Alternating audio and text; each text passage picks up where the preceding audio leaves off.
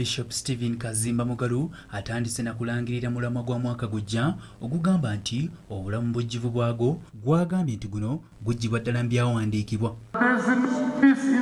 Some people are walking but inside they are suffering. I have heard some men who are dying honorably. Archbishop Mbirala byayogeddeko mu mbadde n'okutulugunya okuviira ddala ku butondo bw'omuntu kyagambye nti kino nakyo kisensedde nnyo eggwanga naddala mu nsangi zino. For me, when they suffer, they don't talk.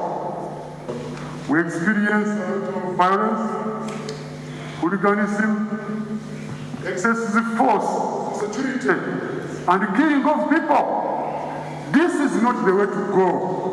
That kind of life should stop so that we can have peace with one another. Mugalu era ayogedde ne ku mbeera y'ebyobufuzi eri mu ggwanga wabula n'asaba abantu okukuuma eddembe ssaako n'okujjukiza abalonzi nti bannabyabufuzi tebagwana kufiiririra. We need to support one another and give equal opportunities for every person.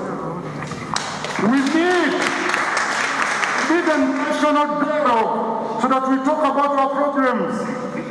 Peace should be amongst us. Ye Dr. Cyprian Kizitolwanga ayongedde okulambulula ku kiwandiiko kye bafulumizza nga basaba gavumenti okwongezaayo okulonda kyagambye nti kino kyabadde kigendereddwamu okukuuma eddembe ssaako n'okwagaliza bannayuganda okuweeyagalira mu nsi yaabwe. Okulaba nti tufaayo, okulaba nti ensi yaffe ebeeramu ki? Ebeeramu emirembe. Ate abagisomyeko munanjulira sina gwe saakoonyeeko. N'ebirungi ebiri mu constitution ebituyamba okukuuma ki? Okukuuma emirembe. Wabula zigenza okuwera ssaawa 6 ez'emisana okwawukanako nga bulijjo ng'ekkanisa nkalu era ng'amasinzizo ag'enjawulo galabiddwako nga makalu nga n'abantu basigadde baalubatu ddala era ng'obwedda bano balabibwako nga bawujjaala so ng'ate abandi beekuba bifaananyi.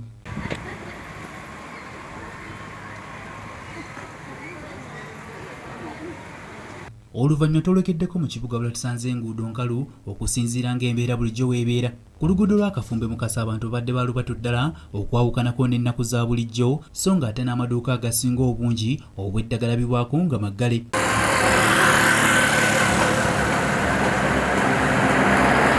Yo ku bitaala bya Jinja Road emmotoka nazo zibadde za lubatu so ng'ate n'akayisanyo kabadde katono ddala.